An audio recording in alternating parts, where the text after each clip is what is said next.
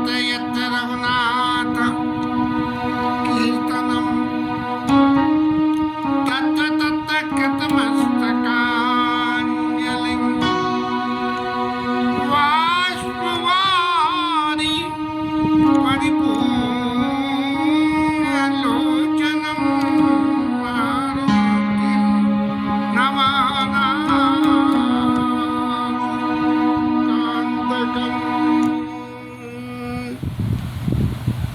श्रीमद्राम चंद्राय नमः श्री रामभद्राय नमः श्री सीता रामाय नमः।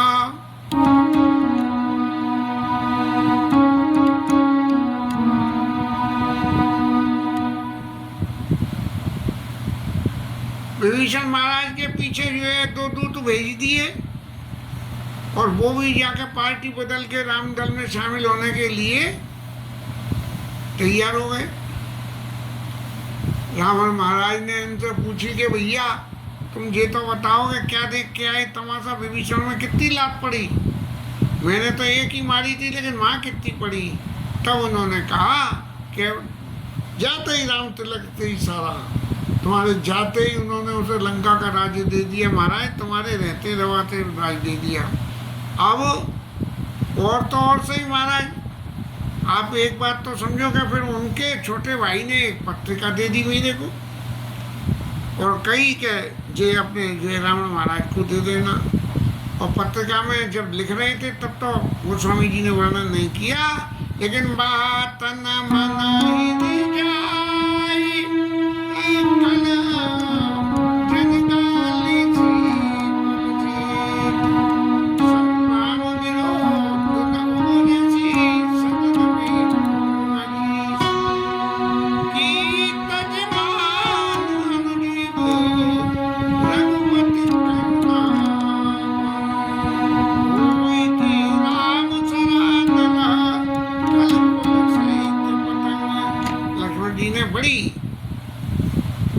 सुलझी हुई भाषा में ये लिखा नहीं। लक्ष्मण जी महाराज तो जो परेशान लक्ष्मण संवाद में जो लक्ष्मण जी महाराज ने रोल प्ले किया है वो तो वास्तव में ही देखने समझने लायक है कि कितनी समझदारी के से राम जी के प्रताप को परशुराम जी के आगे उन्होंने उजागर करा।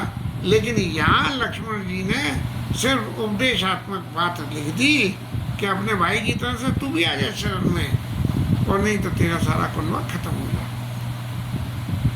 अब रावण महाराज को तो चैन नहीं पड़े, भगवान के वशीभूत, तो उन्होंने कही कि देखो ये बड़ा तो बड़ा है ही है कि हमसे लड़ने को चला आया बिना सोचे विचारे, लेकिन इस छोटे को देखो, बात है कि बड़े मियाँ छोटे मियाँ सुभान अल्लाह, कि उन्होंने तो और भी कुछ इतनी आगे कर दिया। क्या बात है कि पृथ्वी पे पड़े पड़े आकर वो टीरी पक्षी होता है, वो टांग ऊपर करके सोता है, बोले कि आसमान गिरे तो मैं उससे बचा दूंगा। तो ऐसा जो है छोटे का बाग विलास है। लेकिन जो है उन दूतों ने फिर रावण को विभीषण की तरह से ये समझाया कि महाराज आप ये तो समझो, अपनी अभिमानी प्रकृति को छोड़ के आप समझो, मेरी बात को सुन के मान के मैं दूत हूँ, सही बात बोलना मेरा फर्ज है, लेकिन आप क्रोध मत करना। लेकिन मेरी आपसे एक ही विनती है कि नाथ राम सन तजहु विरोधा, राम जी के संग में जो आपने विरोध मान लिया है बस उस विरोध का परित्याग कर दो। अब राजनीति में तो जब दो पार्टियां चुनाव लड़ रही हैं, कुछ भी लड़ रही हैं, तो फिर छोड़ने का तो कोई मतलब नहीं होता, और यदि छोड़ दिया तो फिर जो छोड़ता है उद्धार उसका होता है, उद्धार उसका होता है। अब भाजपा के कांग्रेस छोड़ के जो भाजपा में मिल रहे हैं उन्हें कितने कितने लड्डू मिल रहे हैं। अब जो मैं वहाँ देख के आया हूँ रावण महाराज, तो सुनो कि राम जी का अति कोमल रघुवीर स्वभाव, राम जी का स्वभाव तो बहुत निर्मल है। छोटे भाई ने जो लिखा है उसे देख के तो आपको नहीं लगता होगा, लेकिन मैं बताता हूँ। यद्यपि अकेले लोक कर रहा हूँ, ये पूरे ब्रह्मांड के नायक हैं, वही है, सब कुछ है। और आप यदि उनके पास जाओगे ना, तो जैसे आपका भाई गया तो उन्होंने तुरंत तो दया करी और भाई को तो जो है राय दे दिया, लेकिन अब अगर आप जाओगे तो आपको लंका का राज्य तो देने से रहे। तो इसलिए आपको कहाँ का राज्य देंगे? बोले अपने प्रदेश का राज्य दे देंगे। क्या बोले, ले मैं तो बिना राज्य के रह लूंगा, रावण महाराज तुम मेरी शरण में आए हो तो ये यहाँ का राज्य स्वीकार कर लो। तो मिला है कृपा तुम बड़ा प्रभु कराई, पूरा अपराध नहीं धराई। तुम्हारे ऊपर कृपा करेंगे मिलते ही, और ये तुमने जो भी कुछ अपराध करा है वो बिल्कुल भी ध्यान नहीं देंगे। लेकिन अब आप एक मेरी कई बात मान लो कि आप जानकी मैया को जो है बस उन्हें दे दो, उनकी शरण में जाना चाहे मत जाना, लेकिन अगर जानकी मैया को भी उनके पास दे दोगे तो भी वो तुम्हारे ऊपर कृपा कर देंगे। अब वो दूत ने तो सब समझ के आया था, वहाँ पार्टी एग्रीमेंट करके आया था, जो हमारा नासा खाना यही कौशलाधीश के आना, तो इसका मतलब कि वहाँ उसकी शरणागति उन्होंने स्वीकार कर ली। तो इतना कह के और वो दूत महाराज तो जो है नाई चरण से चला सुना, विभीषण की तरह से गर्जना नहीं करी, रावण महाराज के चरणों में शीश नवा ले, महाराज मैंने अपने करने का काम कर दिया, आपने दूत बना के भेजा था, मैंने जो है दूत के मुताबिक जो रिपोर्ट होती थी वो सब आपको रिपोर्ट दे दी, और कृपा सिंधु रघुनायक जहाँ प्रणाम करके और सीधा रावण महाराज से बिना कुछ कहे हुए और राम जी के पास चला गया। क्योंकि जे बता के जाता तो हो सकता रावण महाराज उसे जो है दंड दे देते।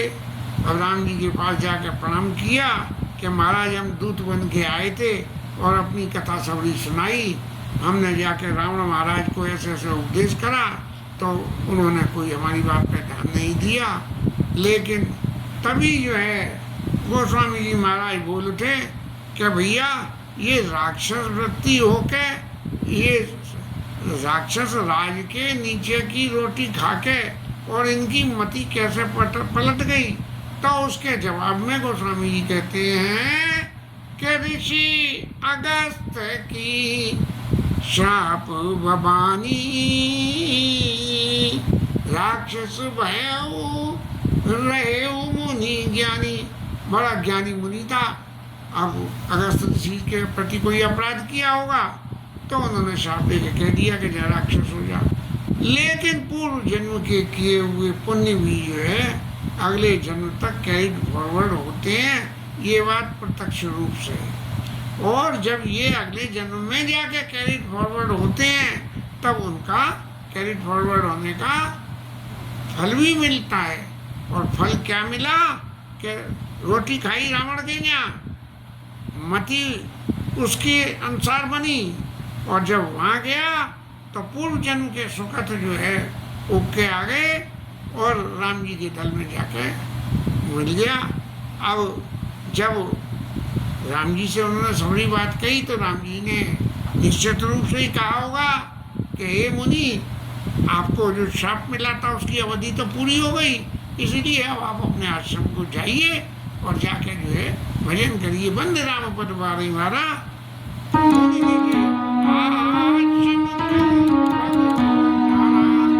अब सारा फेस बदल गया। ये रावण महाराज की कथा, लंका की कथा तो हो गई पूरी। अब राम जी महाराज जो वहाँ समुद्र किनारे बैठे बैठे और समुद्र महाराज से विनय कर रहे हैं, विनय न मानत जल जड़ा, समुद्र जड़े गए तीन दिन बीत, बोले राम उसको तब भय बिनु होई न प्रीत। राम जी महाराज 3 दिन तक बैठे हुए समुद्र महाराज से कहते रहे कि महाराज मैं आपसे विनय कर रहा हूँ, बार कह रहे हैं कि महाराज हमारे बंदरों को पार जाने के लिए रास्ता दे दो, लेकिन आप कोई सुन ही नहीं रहे हो। तब राम जी महाराज को भी क्रोध करना पड़ा। क्रोध जीवन का बहुत जरूरी अंग है। बिना क्रोध के जीवन का निर्वाह संभव नहीं है। लेकिन क्रोध कब करे, इस मामले में बुद्धि से काम नहीं ले। क्रोध करना हो तो विवेक से काम ले। यदि विवेक से काम लोगे तो क्रोध भी गुणकारी हो जाएगा। हमारे राम जी महाराज ने विवेक से कही कि भय भी न हो ही न प्रीत। अरे दुष्ट समुद्र, तेरे को क्या भय दिखाना पड़ेगा जब तू प्रीति करने को मेरे पास आएगा। और फिर समुद्र को सुनाने के लिए लक्ष्मण जी को संबोधन करते हुए कि महाराज लाओ धनुष बाण, और अभी आपने कही थी ना कि सुखा देना, तो अभी इस समुद्र को सुखा देता हूँ। तो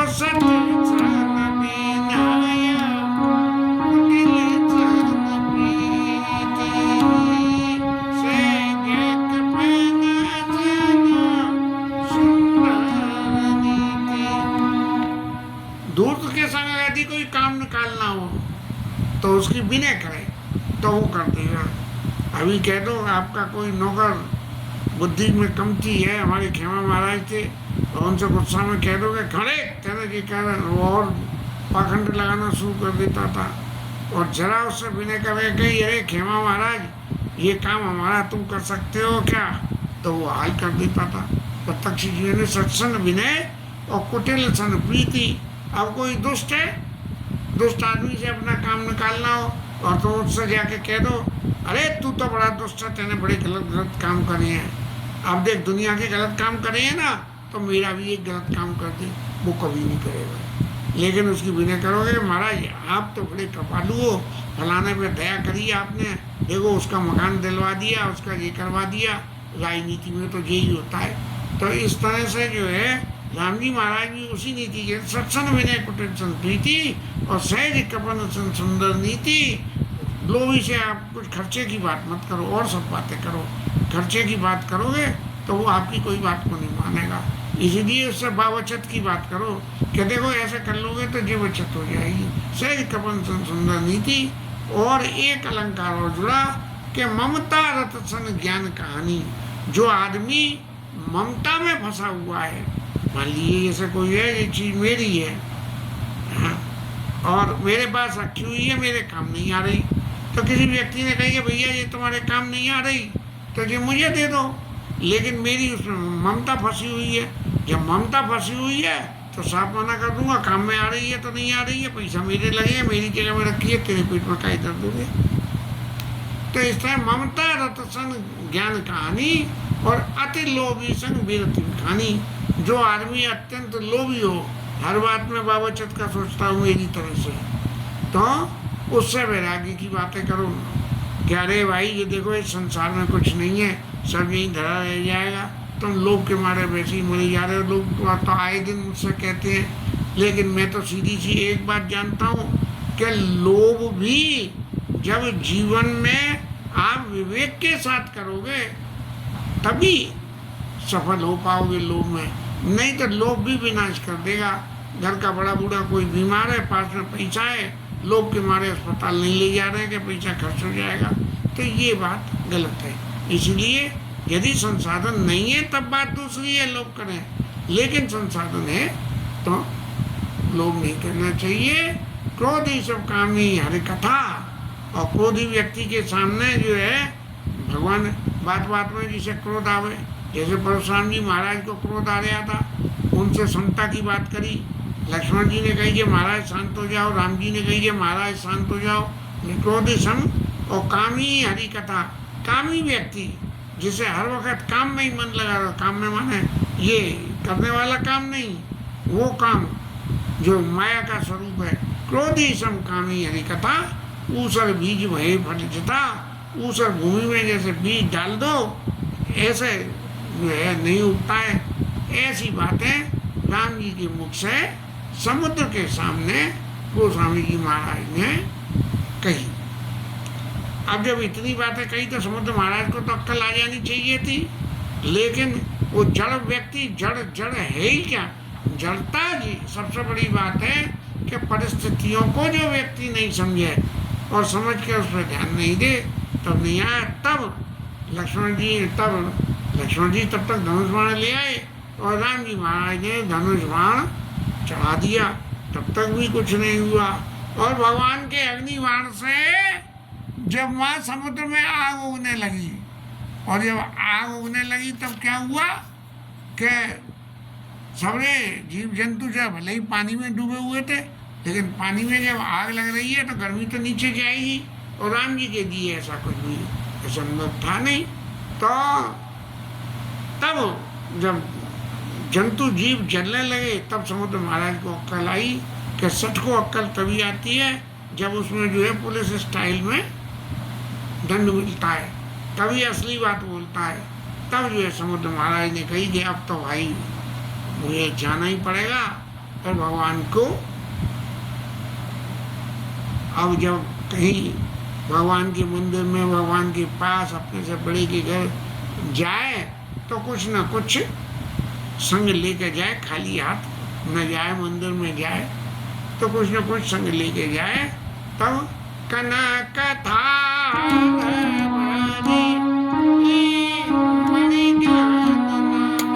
समुद्र में खूब मड़ियाँ पड़ी होती है, और वो जो है सोने की थाल में समुद्र महाराज ने भर ली।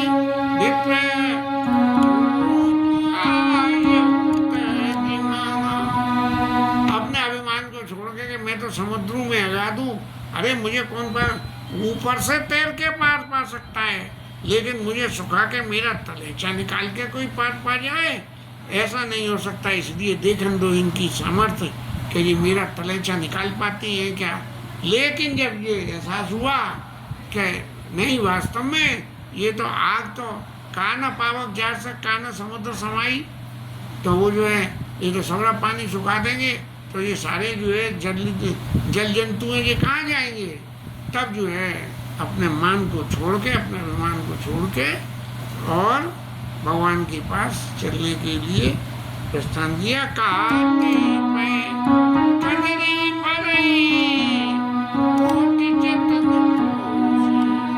तो केले का पेड़ कैसे बनता है?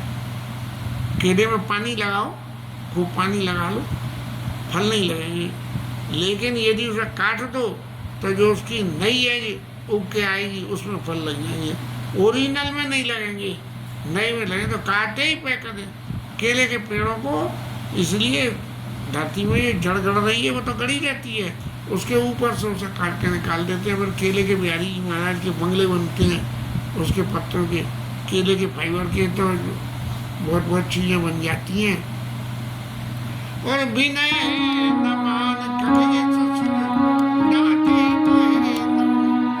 ये जो है नीच व्यक्ति डांटने से नहीं मानता है।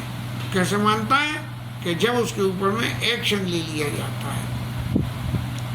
अब जब राम जी ने एक्शन लिया और समुद्र के पानी के ऊपर में आग जलने लगी, तब जो है महाराज उनकी बुद्धि शुद्ध हुई और वो आए और आके राम जी के चरणों में सिर नवाया, और उन्होंने एक ही बात कही कि जब मान तज दिया तब जो है अभिमान तजने से जीवन की सद्वृत्तियों की जो बात है कि गगन समीर अनल जल धरनी सबका नाथ सहज जड़ कर दी। महाराज देखो, आकाश, वायु, अग्नि और जल और धरती, क्षितिजल पावक गगन समीरा पंथ आदि अधम शरीरा, ये 5 चीजें हैं। इन 5 चीजों से ये कुछ करते नहीं हैं, लेकिन जब ये 5 मिल जाते हैं तब कुछ काम हो जाता है। तो इसलिए ये अपने आप में तो कुछ नहीं कर सकते हैं, लेकिन जब मिल जाते हैं तब करते हैं। महाराज, ये आपने ही इनको संसार की सृष्टि के लिए बनाया कि भाई इन 5 को मिला दो तो मिला के संसार की सृष्टि हो जाएगी। इसलिए महाराज मेरा दोष नहीं है, ये तो स्वाभाविक गुण जल और समुद्र के अंदर में आपका ही दिया हुआ है। इसलिए मैं तो अब एक बात जाता हूँ, प्रभु आए सुजई कहाँ जस आई सोई तेई सोते भांति रही सुखलाई। आपने जैसे जिसकी जो प्रकृति दी है उस हिसाब से जब वो व्यक्ति रहेगा तभी वो जो है सुखी रह सकता है। जहाँ समुद्र ने अपनी सीमा लांगी वहाँ कुछ न कुछ उत्पात होगा, हवा ने सीमा लांगी वहाँ उत्पात होगा। तो ये जड़ व्यक्ति जब अपनी सीमाएं लांघता है तो उत्पात होता है, लेकिन यदि वो अपनी सीमाओं में रहता है तो सब कुछ होता है। महाराज आपने मुझे मेरी सीमाओं में ही रहते हुए, मेरी सीमाओं को नहीं बिगाड़ा, मेरी सीमाओं में रहते हुए ही मुझे दंड दे दिया। सोते ही मात रही सुख लही। तो अब जो है मेरे को ये निश्चित रूप से ये सुख पैदा हो रहा है कि मैंने आपकी शरण ग्रहण करी है। और प्रभु सबसे बड़ी बात क्या है कि अनल जल जल जड़ करनी, हमारी करनी तो जड़ है, लेकिन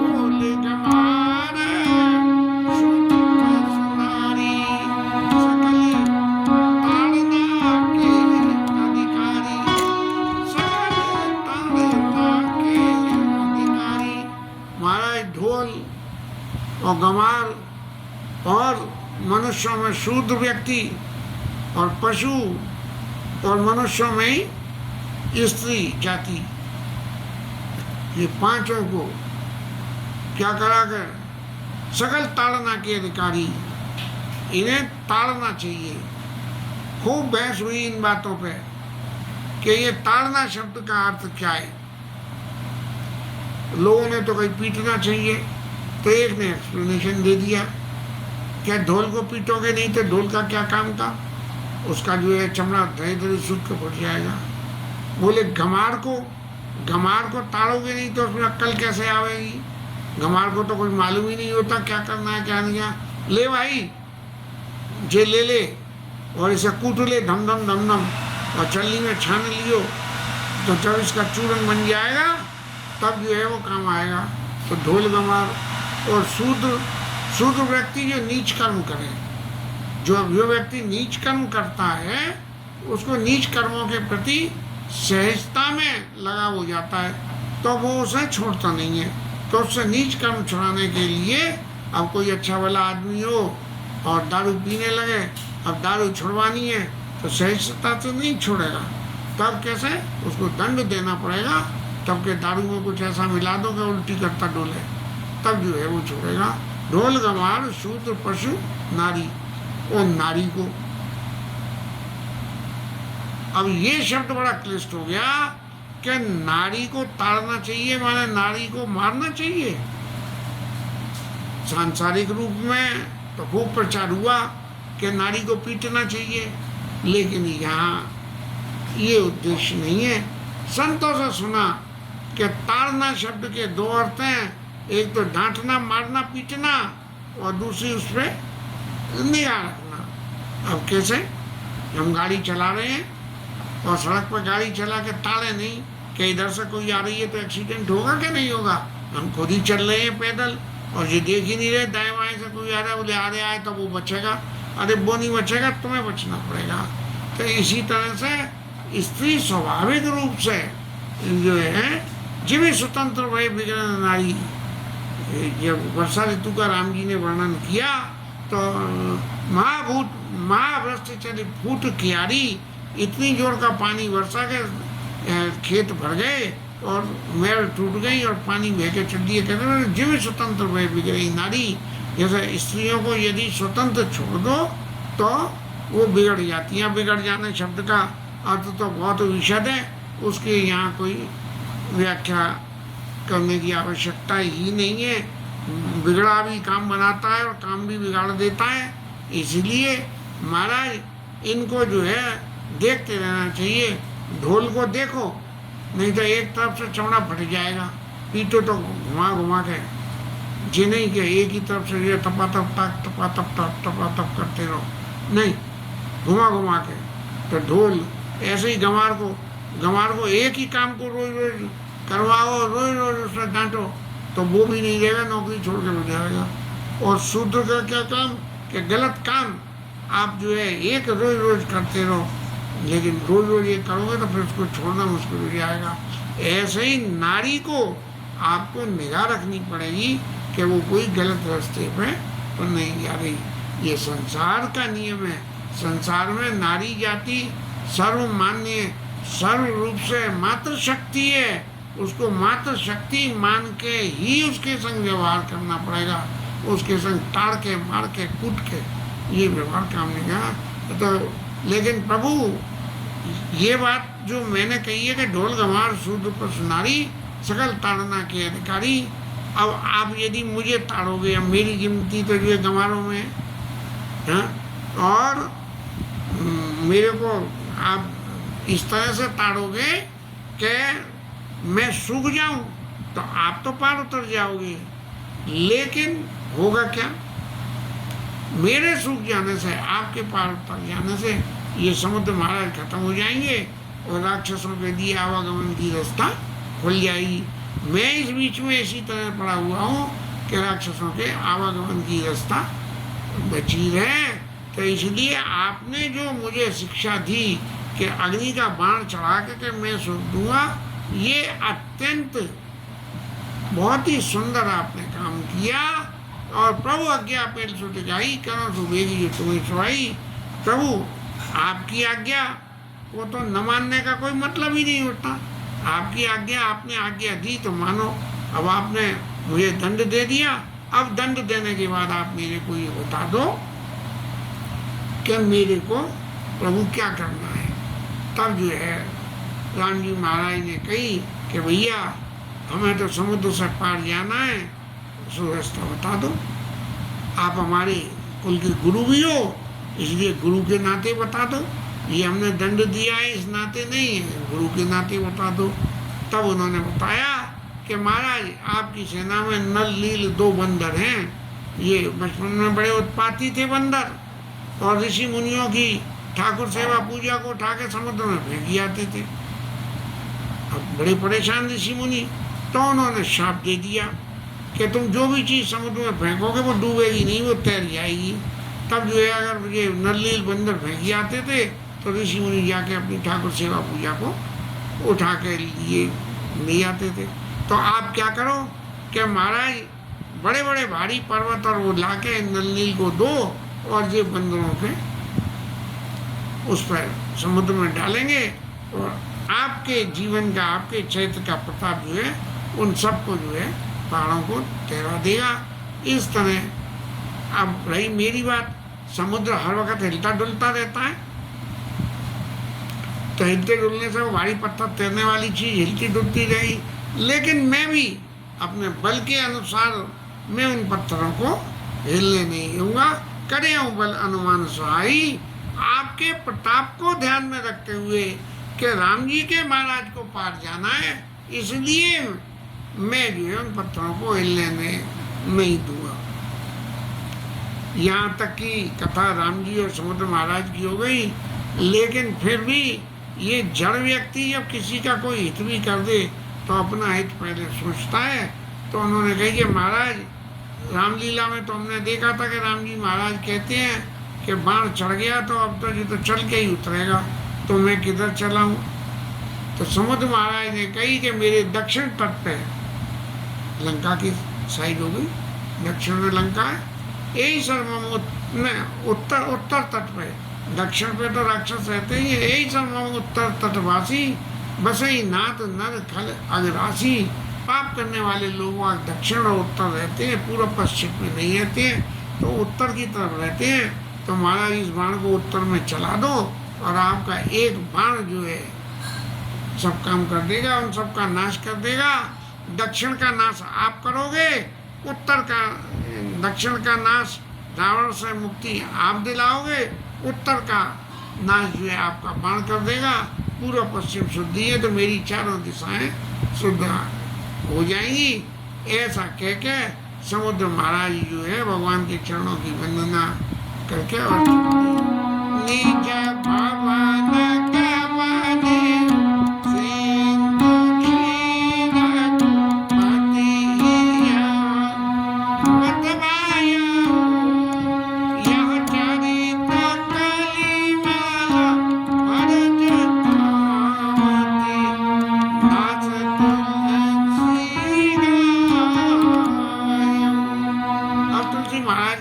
सुंदरकांड समापन करना है, तब कहते हैं कि समुद्र महाराज तो चले गए और मैंने जो है सभी लीला का ज्ञान कर दिया है। और राम जी महाराज का चरित्र क्या है? सुख भवन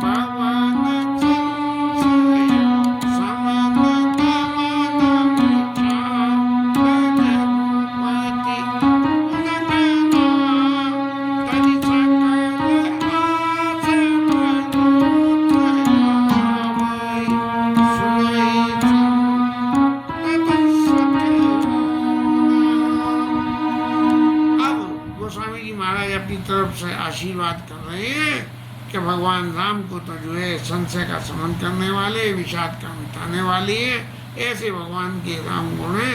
इसलिए महाराज तय सकल आस पुरुष गावई सुनई संतत सचना। अरे मेरे मन, तू जो है सारे भरोसों को छोड़ के राम जी के गुणों का गान कर। और उसमें क्या है? सकल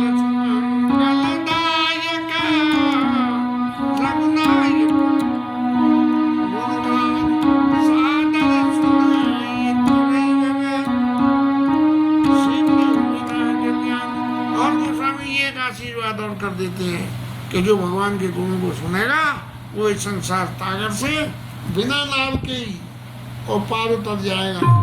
इस संसार रूपी सागर से पार उतरने के लिए नाव इस तरह से ये सुंदरकांड शाम और कल से लंगोट की मारकाट शुरू हो गई।